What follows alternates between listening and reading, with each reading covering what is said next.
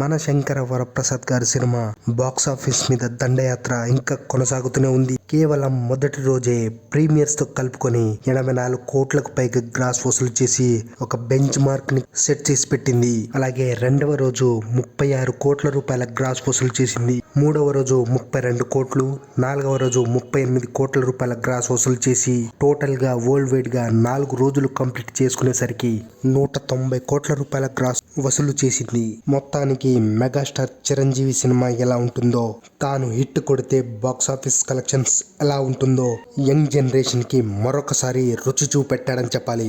ఇక కేవలం రీజియన్ సినిమాగా రిలీజ్ అయ్యి మన శంకర వరప్రసాద్ గారు బుక్ మై షోలో 2.14 మిలియన్ టికెట్స్ కు పైగా బుకింగ్స్ కంప్లీట్ చేసుకొని ఒక సరికొత్త రికార్డ్ ని క్రియేట్ చేసింది. సినిమా లాంగ్ రన్ లో ఖచ్చితంగా 4 million tickets bookings book my show ద్వారానే కంప్లీట్ చేసుకోవడం ఖాయం. అలాగే సినిమా రన్ చూసుకుంటే చాలా కాలంగా మంచి ఫ్యామిలీ సినిమా ఎప్పుడెప్పుడు వస్తుందా అని ఎదురు చూసే ఫ్యామిలీ ఆడియన్స్ కి అయితే ఈ సినిమా పండగ పూట అదిరిపోయే ఎక్స్పీరియన్స్ అయితే ఇస్తుంది.